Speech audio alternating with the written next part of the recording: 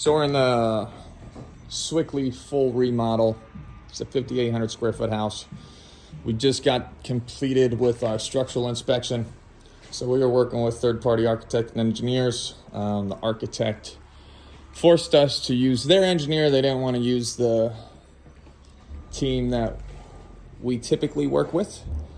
So this is originally an exterior wall. The room on the outside of it is an addition. This was solid sandstone with a very large sandstone lintel. That there was a smaller pass through here. Wanted to open up the space because this is going to be kitchen dining room in the future, and there's going to be a peninsula that runs from this corner pretty far over here. We'll keep a walkway on the right, have some bar seating out there on the dining room side, prep side on the kitchen, and then there's going to be another large island kind of running down this vicinity. So the engineer had originally designed these I-beams to rest on top of the sandstone wall. So as we went to prep everything up, the sandstone we identified was not solid all the way through. It was stuffed with rubble, is the term they use, but it was just random pieces of mortar, wood, block, all kinds of just random shit.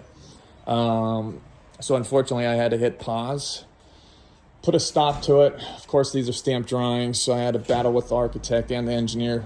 Engineer didn't even want to come back to the site and visit it, wanted to upcharge us to come out and look at the space, although he provided drawings that we could not build. So after about a week of battling, got him back out, and this is what we came up with. So we had to pour a footer, use a bunch of dowels. Dowels are just rebar tied into the footer, and then we tied into the exterior walls through the block as well. These are all closed cell, so we poured solid concrete. Once that was done and set up, we were able to get these two I-beams in here. So we have bearing plates at the bottom, I-beams resting on top, and then we have another bearing plate running across the top of the beam. All of it has been welded together. Because of the transitions and the different height between the two ceilings, we had to throw in blocking. They required LVLs on the top of the I-beams up to the top of the floor joist. So that's it. Inspector just left.